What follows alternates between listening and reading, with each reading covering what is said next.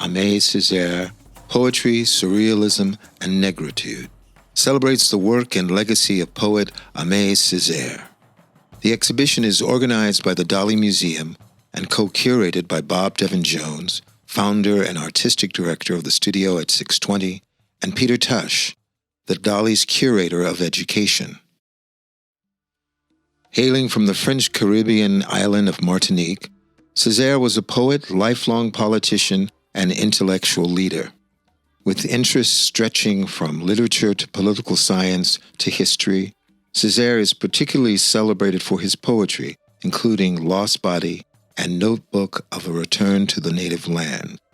Born in Basse Pointe, a small coastal town of Martinique in 1913, Césaire learned to read and write at an early age and excelled in the French public school system. In the 1930s, after receiving a scholarship, he traveled to Paris. There he attended elite institutions of education. Césaire helped create the student literary publication, Étudiant Noir, the Black Student, where he first coined the term Négritude.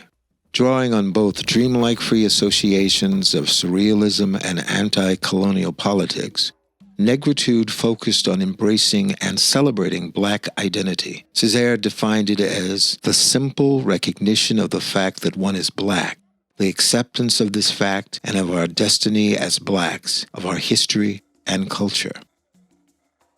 Back in Martinique with his wife, fellow writer Suzanne Césaire, he founded the journal Tropiques, which brought together a group of Martinican intellectuals to write anti-colonial poetry and essays influenced by surrealism, an avant-garde movement in art and literature that sought to release the creative potential of the unconscious mind. Césaire once said about his writing, "Surrealism provided me with what I had been confusedly searching for." In 1941, Césaire met surrealist leader André Breton, who became his friend and supporter. When Césaire's book-length poem, Notebook of a Return to the Native Land, was published in 1947, Breton said, "It is nothing less than the greatest lyrical monument of our times." Césaire also developed a close friendship with Pablo Picasso. Upon meeting, they immediately bonded, discovering a shared interest not only in communist politics and African art, but also in surrealism fascination with dreams and the power of the unconscious mind. They jointly published Lost Body, with poems by Césaire and images by Picasso.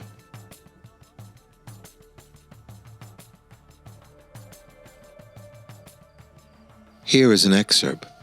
Lay of Errantry, opening stanza, Aimé Césaire, Lost Body, 1949, translated by Clayton Eshelman and Annette Smith.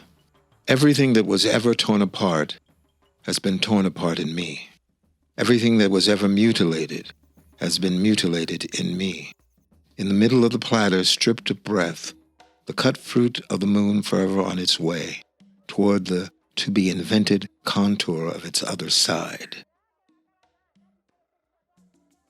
Being a great literary figure, Césaire was a well-respected politician. In 1945, he was elected mayor of Fort-de-France, Martinique, and deputy of the French National Assembly.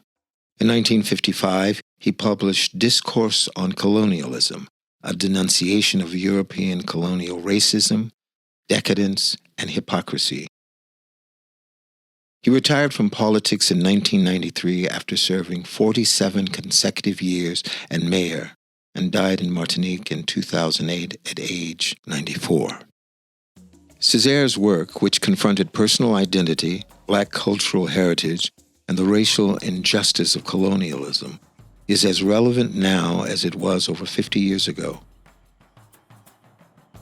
As a museum focused on the legacy of Salvador Dalí, who always daringly pushed perspectives, we hope that through this exploration of Aimé Césaire's poems, political activities, and strong ties to the literature of his time, this exhibition provokes thought, contemplation, and understanding of one such perspective.